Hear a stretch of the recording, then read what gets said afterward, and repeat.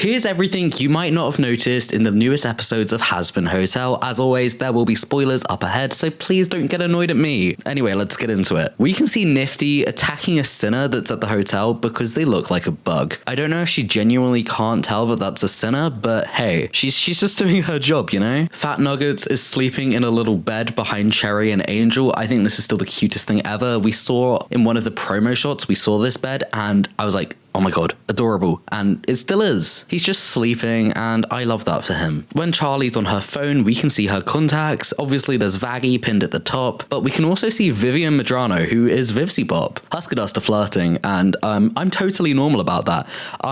I definitely haven't obsessively shipped Husker Dust since they were first in the show. No, I would never do that, guys. What do you take me for? When Cherry decides to blow up the floor to go speak to Baxter, Kiki looks genuinely annoyed at her, and fair enough, Kiki. Alistair is already annoyed when Charlie shows up because he can sense that Vox is nearby. I'm assuming some of his signals pick up the frequency or something, but he was well aware that Vox was outside of that door before the door opened. Also, why on earth was Vox's first comment when he came in? It's like, where's Alistair? Like, we get it, you're obsessed. And then to prove me even more right, Vox's little intro screen when he shakes Charlie's hand literally mentions Alistair. Nice to meet you. I hate Alistair, by the way. Like, what? That's crazy. In the background, when Vox is talking to Charlie, you can see Razzle being chased by a Vox tech drone. Like, let that guy fly around in peace. Oh my gosh. Baxter appears to be doing some form of necromancy in his room. I know he does like bioengineering, which is obviously like living things being engineered. But why is he making the bugs come back to life? Nifty doesn't need that. Also, one of the flashbacks we got of Pentious and Baxter basically confirmed a theory that I had, which is that the Egg Boys were created by Baxter and not Pentious. This is why Pentious is unable to recreate them in heaven. Pentious actually left Baxter as his lab partner because the other sinner was experimenting on the Egg Boys and it was upsetting him. When Angel noticed Vox and Velvet in the hotel, his mask completely broke. We saw his voice drop an octave and he puts on the same voice we've seen, I think, twice before in the show. Once when Valentino has pulled up his contract and the other time when Husk was talking to him about putting on an act. I like to call it his Anthony voice because I think it's when the Angel Dust persona kind of just gets destroyed. He really didn't want to see Vox in his safe place, and I don't blame him, honestly. Also, when Husk was reassuring Angel about doing the redemption task, you could hear Loser Baby in the background, and that was, you know, I just love that being their theme. It's really sweet. I genuinely cannot work out why Vox and Velvet are in their swimming suits in this scene, but Vox is wearing trunks which have a shark on them, and that is just really important to me because he really likes his sharks. While I'm not shocked that Velvet changed her outfit at every minute of the redemption montage, I am shocked that Vox changed his hat to fit the Western theme. Like, you know what? Fair enough. But did Velvet go and make that quickly, or did he just have that? Like, what are you guys getting up to in the V's Tower? I'm really curious. Angel risking his life to save Husk is the biggest confirmation of Husker Dust to me ever. Like, I know that it's kind of a, they're going to be a thing, but we don't know when sort of situation. But he was very much prepared to give up his life for Husk. And Husk was not happy about that because he'd probably do the same thing. The reason Angel is in hell is because he killed his father. However, slight bit of information that Vox just decided not to mention is that Angel's family were the mob. His dad was probably also extremely homophobic based on the time period. And Vox did mention in jest that, oh, did your father hit you? And it's like, yeah, he probably did. So honestly, I don't think that it's the straight up fact that he killed his father that got him to hell.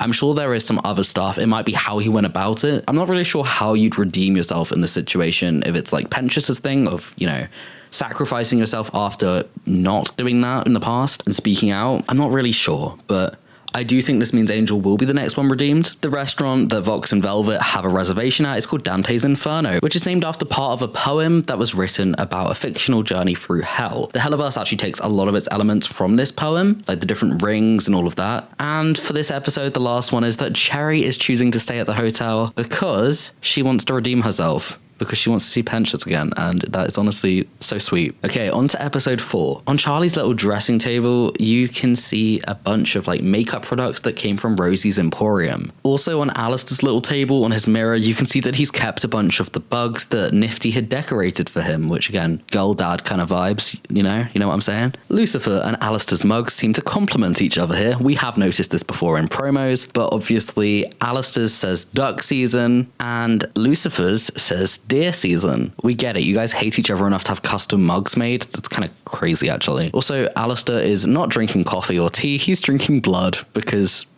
why wouldn't he? During the 666 news, we can see that Tom Trench is basically hidden up every time he appears on the screen for the title sequence. Either Katie is in front of him or the literal logo of the show replaces his face. Justice for Tom Trench. Also, Katie Killjoy is yet to realize that any of her employers are not straight. Now we have some notable mentions of what the news banner is saying during the interview. Local drunk reports that he swears he saw Lucifer Morningstar aggressively chasing birds around the pentagram yesterday. That, or it was a giant flying rat. VoxTech would also like to clarify that Angel Dust is the sole property of VoxTech. Who is more jacked, Alistair or Vox? The answer is Vox. I'm not sure why that even was a question.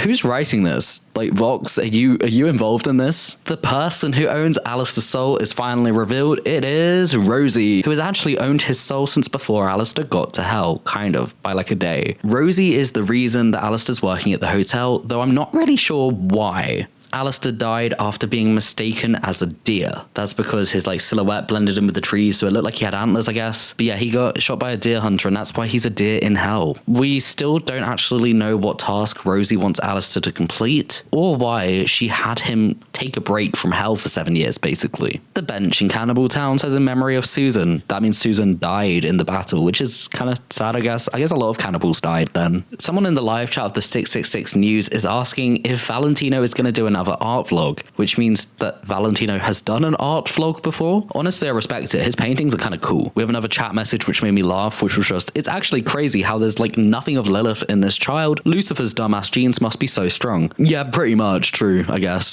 Katie Killjoy called it the Hash Brown Motel, which is probably where Christian Bull got it from when he referred to it as that. When Alistair confronts Vox, or Vox confronts Alistair, I don't really know what way to word that. You can hear Stayed Gone in the background. Valentino was clearly in the middle of something with Vox before he got distracted by Alistair, though. Velvet is actually apparently aware that things can be TMI, but only when it's to do with Static Moth. Velvet's powers are so freaking cool in this fight scene. The way she can take the social media bubbles and turn them into weapons, actually wasn't expecting that, but it was so cool to watch. Nifty disrupted Huskadus being adorable. We'll never know how that was going to end. Husk's powers are all magician based, which again, really cool to watch. Alistair decided he'd rather give up his freedom and dignity to Vox than let Nifty die, and honestly, that's actually probably the nicest thing he's ever done in this show. I'm sure Al has an actual plan here, and he's not just giving himself over for the sake of it, because that would be really, really stupid of him. So I'm going to make another video on that, so please stay tuned. I will speak more about this later this week, I promise. Alistair doesn't have a tail.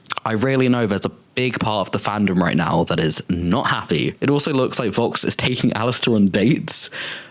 Bro took him to a diner to get a milkshake. Obviously, Alistair didn't have a milkshake, but that's a very heterosexual thing to do with your enemy. Alistair's also in the bedroom while Static Moth are doing things. Will I say those things? No, but he was there. Also, we did get Vox's real name, or at least his human name. I don't think he goes by it at all anymore, but he was called Vincent. Also in the background, after the song's finished, you can see a painting of Vox riding Shockwave, 100% painted by Valentino. And at the end of the episode, Valentino said what everyone's been thinking, and no, again, I won't be saying it because I don't want to be demonetized. There was a lot of tension in this episode, and that probably makes sense to do. Please let me know your favorite thing that happened these 2 episodes. I want to know what everyone else is thinking. Anyway, thank you guys for watching, and I'll see you on Saturday. Bye.